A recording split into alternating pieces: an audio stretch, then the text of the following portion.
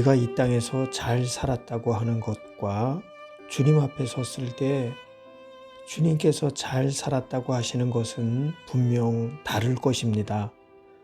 우리가 잘 살기 위해 애쓰는 삶은 우리 자신을 지키는 것입니다. 그런데 주님께서 잘 살았다고 하시는 삶은 우리 자신을 주님을 위해 내어놓는 것입니다. 예수님은 요한복음 12장 24절에서 내가 진정으로 너희에게 말한다. 밀알 하나가 땅에 떨어져서 죽지 않으면 한 알 그대로 있고 죽으면 열매를 많이 맺는다고 하십니다. 주님은 우리 자신을 내어놓을 때에만 열매를 많이 맺을 수 있다고 하십니다. 씨앗이 죽지 않으면 그 씨앗 하나 그대로 남지만 씨가 땅에 떨어져 죽으면 많은 열매를 맺게 됩니다. 미얀마에서 평생 동안 복음을 전한 선교사 아도니람 저드슨도 주님과 복음을 위해 자신을 내어놓았습니다. 그는 미얀마 선교의 아버지요 미국 최초의 해외 선교사이기도 합니다. 어려서부터 재능이 있었던 저드슨은 16세에 대학에 입학해서 3학년을 다니고 졸업하고 21세에 교수 자리를 제안받을 정도로 실력이 뛰어난 사람이었습니다. 그러나 그의 소원은 다른 데 있었습니다. 그의 유일한 소원은 주님을 기쁘게 해드리기 위해 자신을 바치는 것이었습니다. 그리고 복음의 가장 적대적인 나라인 미얀마, 당시는 버마이지요. 그곳으로 가서 평생을 그곳에서 복음을 전하며 헌신했습니다. 그가 사역을 시작한 지 6년이 되도록 한 사람의 회심자도 얻지 못합니다. 그와 그의 가족들은 질병과 척박한 환경으로 인해 말로 다 할 수 없는 어려움을 겪습니다. 그의 첫 아내이자 동료 선교사였던 애는 뇌막염으로 36세에 세상을 떠났습니다. 선교 사역 중에 만난 두 번째 아내도 질병으로 잃었습니다. 그의 첫 아들은 열병으로 태어난 지 6개월 만에 숨졌고 자녀들 가운데 7명이 그렇게 열병과 질병으로 사망했습니다. 또한 절대 권력을 가졌던 정부와 불교 당국에 의해 그는 말할 수 없는 방해와 핍박을 받았습니다. 영국과 버마의 전쟁이 일어났을 때에는 스파이로 몰려서 발에 족쇄가 채워져 어둠 속에서 뜨거운 열기와 오물을 견디며 감옥에서 보내야 했습니다.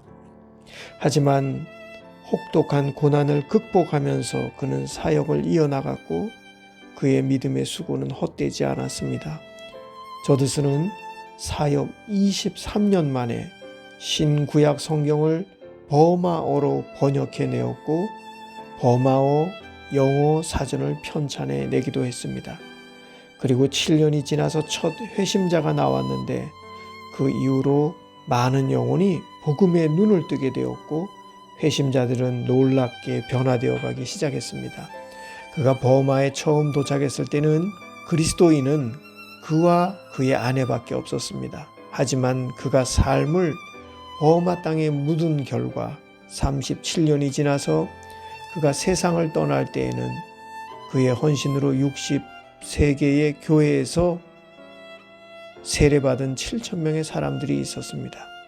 그가 버마에 간 지 33년 만에 미국을 처음 방문했을 때에 수만 명의 사람들이 그를 보려고 나왔습니다. 사람들은 그를 통해서 낯선 나라의 새로운 풍습 이야기를 듣고 싶었습니다. 그런데 그는 오직 복음에 대해서만 설교를 합니다. 그러자 한 사람이 말하기를 이보시게 예수님이 우리를 위해 십자가에서 피를 흘리고 돌아가셨다는 말은 우리가 늘 듣는 말이 아닌가. 사람들은 현지 이야기를 듣고 싶어 한다네. 그러자 저드슨은 이렇게 대답했다고 합니다. 주님이 나를 위해 돌아가셨다는 사랑 외에 더 경이로운 이야기가 있겠습니까? 보배로운 피를 흘리심으로 우리를 진노 가운데서 구해내시고 생명을 주셨다고 하는 것보다 더 놀라운 이야기가 있습니까? 그것이야말로 새 소식이 아니겠습니까? 그는 버마 선교에 초석을 놓았을 뿐만 아니라 163명의 선교사들을 지도하고 미국의 교회들에게 선교의 열정을 불러일으켰습니다.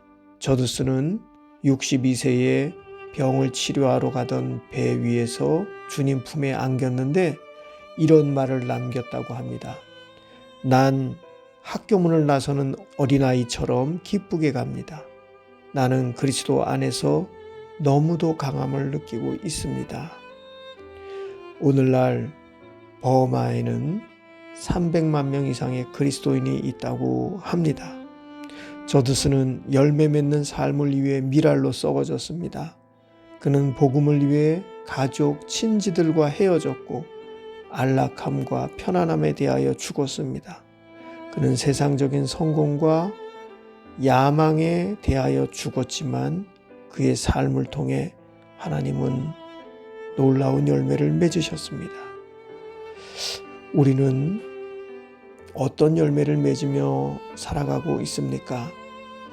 땅에 떨어졌으나 여전히 죽지 못해 땅에 떨어진 씨앗 그대로 있다가 주님 앞에 가면 그것보다 후회스러운 삶이 또 있을까요? 우리가 이 땅에서 잘 산다고 하는 것이 과연 주님 앞에 섰을 때에도 잘 살았다고 인정하시는 삶인지 오늘 이 아침에 되돌아보면 좋겠습니다.